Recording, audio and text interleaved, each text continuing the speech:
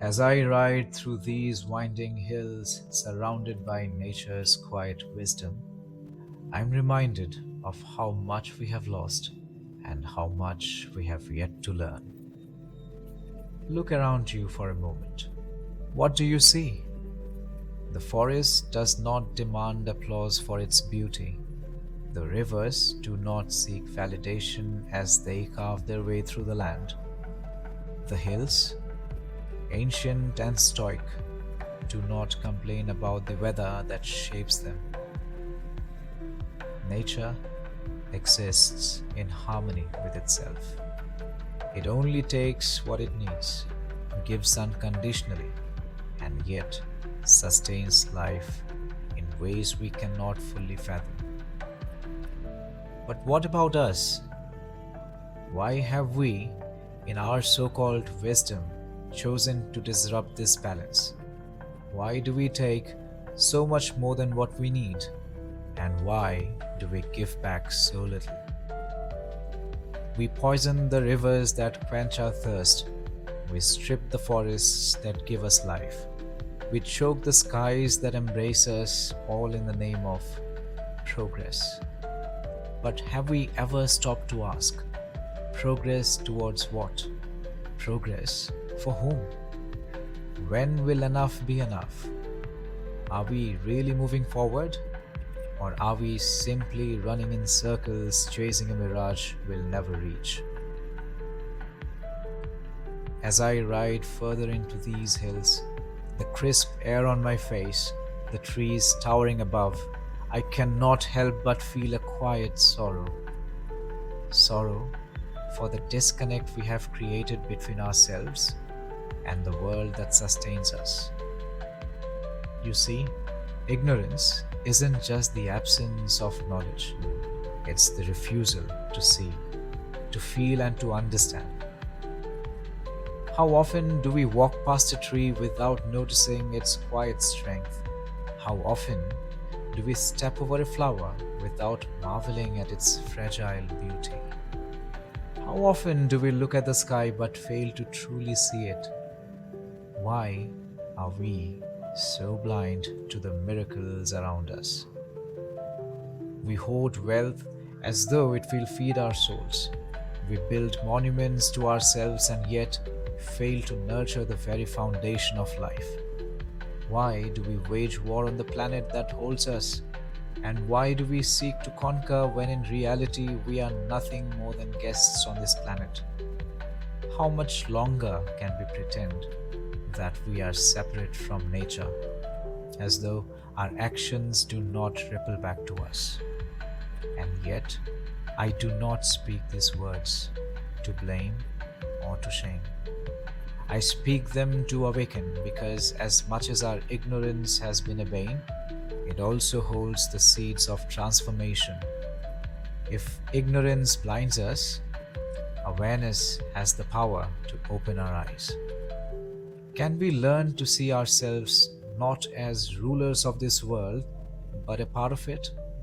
Can we recognize that every breath we take is a gift from the trees? That every drop of water is a miracle of Earth's generosity? Pause for a moment and think. What have you given back to this world that gives you everything? When was the last time you planted something rather than uprooted it? When was the last time you paused to simply listen to the wind or watch the sunlight prance upon the leaves? When was the last time you felt gratitude? Not for what you have earned, but for what you have been given. As I ride deeper into the wilderness, away from the noise of our cities and the distractions of our lives, I cannot help but wonder, what will we leave behind? Will we leave scars on the earth or seeds of hope for the future? Will we be remembered as the generation that destroyed or the generation that healed? Will our children inherit a world of abundance or a wasteland of regret? These are questions we must ask ourselves, not tomorrow, not someday, but today and now. Nature, in its quiet grace, has already given us the answers. The trees don't compete with one another for sunlight, they grow together. The rivers do not hoard their waters but flow freely, nourishing everything in their path. The hills stand firm, unshaken by the storms that come and go. What can we learn from them? Can we embrace simplicity instead of excess? Can we learn to give as much as we take? Can we, like the rivers, flow with purpose and humility? The truth is, the earth does not need us. The forests will regrow when we are gone. The rivers will cleanse themselves. The skies will heal. It is we who need the earth. It is we who cannot exist without its gifts. So the question is not whether nature can survive, it always will. The question is, can we survive without it? How much longer can we afford to ignore the warnings? How much longer can we pretend that this world belongs to us rather than us belonging to it? But there is hope. There has always been hope, because nature is forgiving in ways we cannot fathom.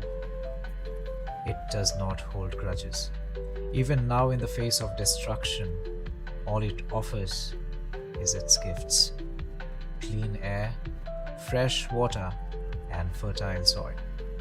The question is, will we accept the gift with gratitude, or will we squander all of it once again? Will we awaken to our role as caretakers of this planet, or will we remain blind until it's too late? As the roads wind ahead of me, I ask you to take this journey with me, not just through these hills, but also within yourself. Ask yourself these questions, reflect on your role, your choices, and your impact. Because the truth is, the power to change lies within each of us. The earth does not need grand gestures or empty promises. All it needs is small, consistent acts of love, of care, and of respect. Are you willing to take that first step? We, the humans, in our ignorance, have been obeying, but we have the power to change, to awaken, to learn, and to heal, to become a blessing to this world rather than a burden. The only question is, will we?